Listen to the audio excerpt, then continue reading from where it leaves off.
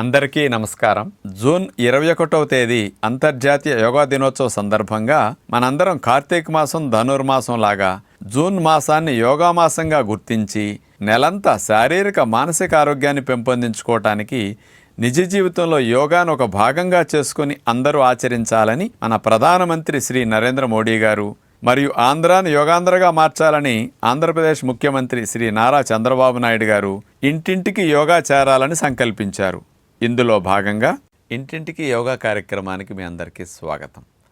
ఈరోజు కర్ణపీడాసన్ విశేషత తెలుసుకోబోతున్నాం. ఎవరికైతే హలాసనం చేయటం బాగా వస్తుందో అలాంటి వారికే ఈ కర్ణపీడాసనం చేయటం వస్తుంది. హల అంటే నాగలి.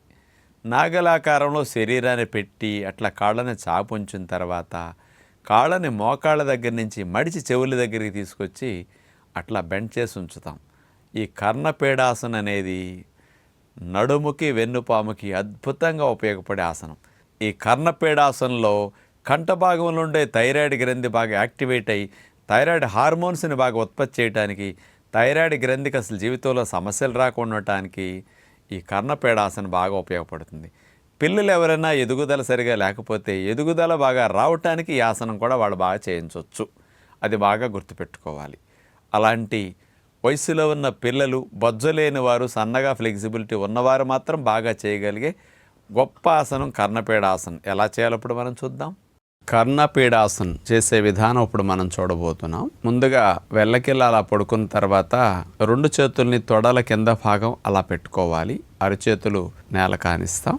రెండు కాళ్ళను కలిపి మోకాళ్ళు వంచకుండా గాలిని పీలుస్తూ కాళ్ళను అట్లా పైకి లేపాలి. చేతుల సపోర్ట్తో సీటు భాగం దగ్గర పట్టుకుని నడుమును పైకి లిఫ్ట్ చేయాలి. సర్వాంగాసనం అంటాం. ఇప్పుడు ఇది స్ట్రైట్గా ఉన్న కాళ్ళని హలాసనం వలె పాదాలని నేలకి వెనక భాగంలో, తల వెనక భాగంలో ఆనించాలి. ఇది హలాసనం. కాళ్ళు స్ట్రైట్గా ఉంటే హలాసనం. హల అంటే నాగలి. ఇప్పుడు కర్ణపీడాసనం చేయాలి అంటే హలాసనం నుంచి కాళ్ళని మోకాళ్ళ దగ్గర నుంచి మడిచి చెవులకి ఇరువైపులా మోకాల భాగం వచ్చేటట్టు అట్లా ఆనించాలి. రెండు చేతుల్ని వేళ్లల్లో వేళ్ళేసి లాక్ చేసేసి నేల మీద అట్లా చాపేస్తాం. ఇది కర్ణపీడాసన్ ఆసన స్థితి. ఇప్పుడు చూడండి, శరీరం మొత్తం ఒక ముద్దలాగా అయిపోయి అలా ఉందన్నమాట. నడువు నొప్పులున్నవారు, మెడ నొప్పులున్నవారు అస్సలు చేయకూడదు. దీన్ని గమనించాలి. పిల్లలకి ఎదుగుదల సరిగా లేక ఇబ్బంది పడేవారికి కూడా థైరాయిడ్ గ్రంథిని స్టిమ్యులేట్ చేయడానికి బాగా ఉపయోగపడుతుంది. కంఠ భాగంలో ఉండే థైరాయిడ్ గ్రంథి యాక్టివేట్ అవుతుంది అన్నమాట. ఇది శరీరం మొత్తం మన స్వాధీనంలో రావడానికి కర్ణపీడాసనం అద్భుతంగా ఉపయోగపడుతుంది. ఉండగలిగినంతసేపు ఇలా ఉంటాం.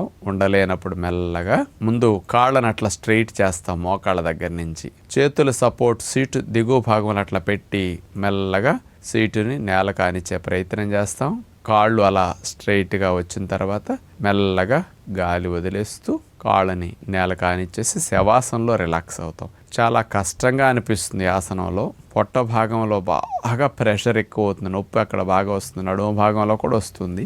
గాలి ఆడనట్టుగా అయిపోతుంది శరీరానికి ఇప్పుడు ఈ స్థితిలో. ఇక విశ్రాంతి స్థితి. మెడ నొప్పులు ఉన్నవారు, నడుము నొప్పులు ఉన్నవారు, disc problem, sciatic pain, lower back pain ఉన్నవారు అస్సలు ఈ ఆసనాన్ని చేయకూడదు. పూర్తిగా మానేసేయాలి. మరి అట్లాగే ఎముకలు బలహీనంగా ఉన్నవారు, పెద్ద వయసు వారు, మరి శరీరం స్వాధీనంలో లేక అనారోగ్యంగా ఉన్నవారు ఇట్లాంటి వాటిని ప్రయత్నం చేస్తే లేనిపోని ఇబ్బందులు వస్తాయి. కాబట్టి అలాంటి వారు కూడా చేయకుండా మరి శరీరం సహకరించి ఫ్లెక్సిబిలిటీ ఉన్నవారు మాత్రం హలాసన వేయగలిగిన వారు ఇలా చేసి లాభాలు పొందగలిగితే బాగుంటుందని విజ్ఞప్తి చేస్తూ నమస్కారం.